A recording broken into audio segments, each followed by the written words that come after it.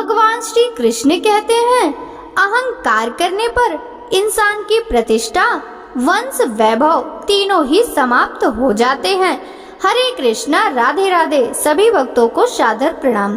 भक्तों, आप नियमित प्रातः 5 बजे हमारे चैनल पर पुरुषोत्तम मास महात्म्य की कथाएं श्रवण करते हैं। साथ ही प्रातः 5:30 बजे शिव महापुराण की कथाएं भी श्रवण करते हैं। साथ ही सभी वारों की कथाएं, तिथि ज्ञान इत्यादि की जानकारी भी भक्तों आपको हमारे चैनल के माध्यम से उपलब्ध कराई जाती है। यदि अभी तक आपने चैनल को सब्सक्राइब नहीं किया है तो अवश्य ही कर ले। साथ ही बेल आइकन भी प्रेस कर ले, जिससे आने वाले हर नए वीडियो का नोटिफिकेशन आपको तुरंत ही मिल सके। पुरुषोत्तम मास महात्म्य के कल के अध्याय में आपने अध्याय 8 की कथा का रसपान किया था। भक्तों, आज के इस अध्याय में अध्याय 9 की कथा का रसपान करेंगे। तो चलिए भक्तों, वीडियो शुरू करते हैं।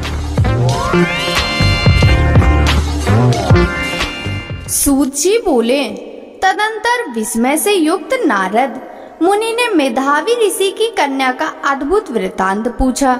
नारद जी बोले, हे मुने, उस तपोवन में मेधावी की कन्या ने बाद में क्या किया और किस मुनि श्रेष्ठ ने उसके साथ विवाह किया? श्री नारायण बोले, अपने पिता को स्मरण करते करते और बराबर शोक करते करते उस घर में कुछ काल उस कन्या का व्यतीत हुआ।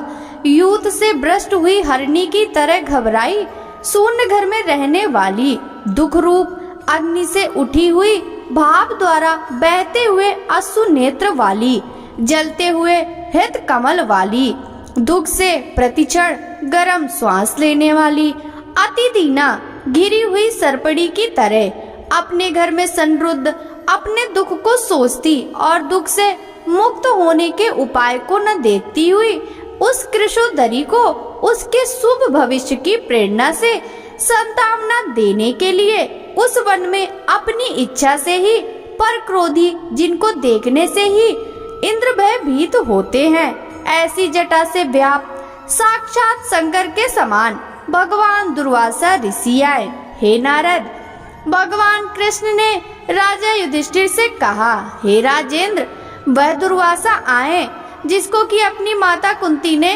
बालापन में प्रसन्न किया था। तब उन सुपूजित महर्षि ने देवताओं को आकर्षण करने वाली विद्या उन्हें दी। और हे भूपाल, जिन्होंने सब देवताओं से नमस्कार किए जाने वाले मुझको भी रुक्मिणी के साथ रथ में बैलों की जगह जोता। दुर्वासा को बैठाकर रथ खींचते हुए जब हम दोनों मार्ग चलने लगे, तब चलते चलते मार्ग में अति तीव्र प्यास से सूख गए थे।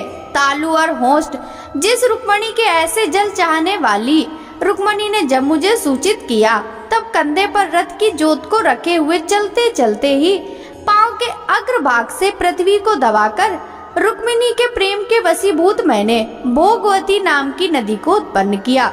तब वह भोगवती ऊपर से बहने लगी। अनंतर उसी के जल से, हे महाराज, रुक्मिणी की प्यास को मैंने बुझाया। इस प्रकार रुक्मिणी की प्यास का बुझना देख उस जड़ अग्नि की तरह दुर्वासा क्रोध से जलने लगे और प्रलय की अग्नि के समान उठकर दुर्वासा ने साप दिया। बोले, बड़ा आश्चर्य है हे श्री कृष्ण, रुक्मिणी तुमको सदा अत्यंत प्रिय है, अतः स्त्री के प्रेम से युक्त तुमने मेरी अवज्ञा कर अपना महत्व दिखलाते हुए इस प्रकार से उसे पानी पिलाया, अतः तुम दोनों का वियोग हो। इस प्रकार उन्होंने साप दिया था। हे युधिष्ठिर, वही यह दुर्वासा मुनि है, साक्षात रुद्र के अंश से उत्पन्न, दूसरे काल रुद्र की तरह, महर्षि अत्रि के उग्र तप रूप कल्पवृक्ष के दिव्य फल, पतिव्रताओं के सिर के रत्न, अनसुईया भगवती के गर्भ से उत्पन्न, अत्यंत मेधा युक्त दुर्वासा नाम के ऋषि, अनेक तीर्थों के जल से भींगी हुई जटा से भूषित सिर वाले, साक्षात तपोमूर्ति दुर्वासा ऋषि को आते देखकर कन्या ने शोक सागर से निकलकर धैर्य से मुनि के चरणों में प्रार्थना की। प्रार्थना करने के बाद जैसे वाल्मीकि ऋषि को जानकी अपने आश्रम में लाई थी, वैसे ही यह भी दुर्वासा को अपने घर में लाकर अर्घ्य पाद्य और विविध प्रकार के जंगली फलों और पुष्पों से स्वागत के लिए आज्ञा लेकर आदर पूर्वक पूजन मत। तदंतर, हे राजन, यह बाला बोली। कन्या बोली, हे महाभाग, हे अत्रि कुल के सूर्य, आपको प्रणाम है।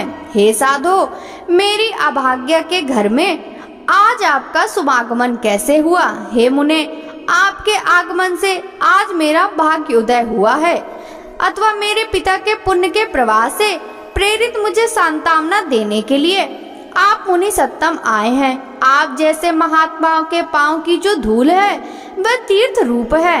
उस धूल का स्पर्श करने वाली मैं आज अपना जन्म सफल कर चुकी हूँ।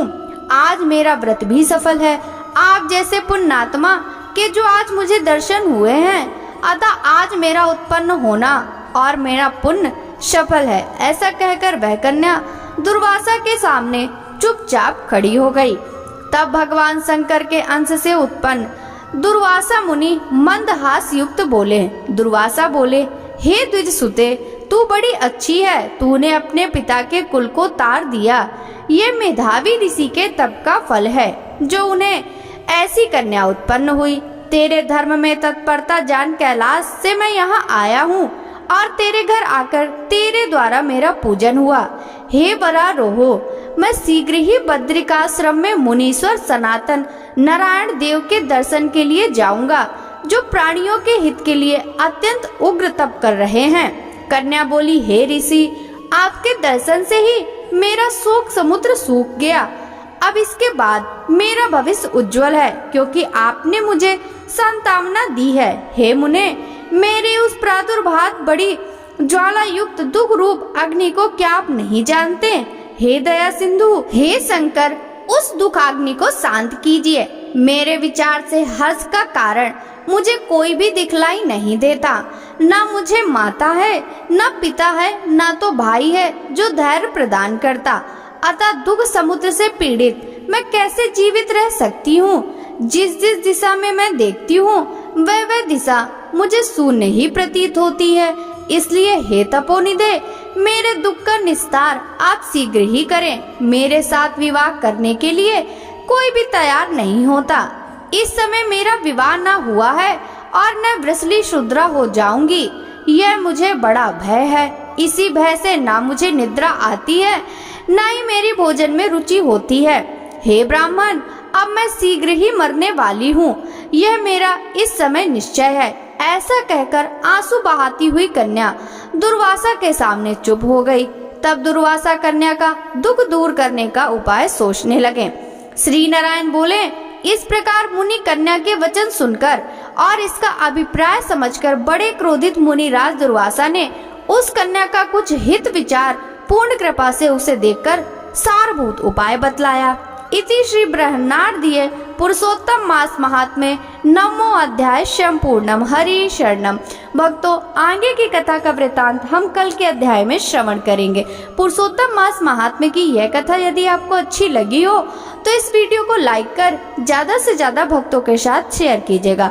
साथ ही वीडियो के कमेंट बॉक्स में जय श्री राधे लिखना बिल्कुल भी मत भूलिएगा।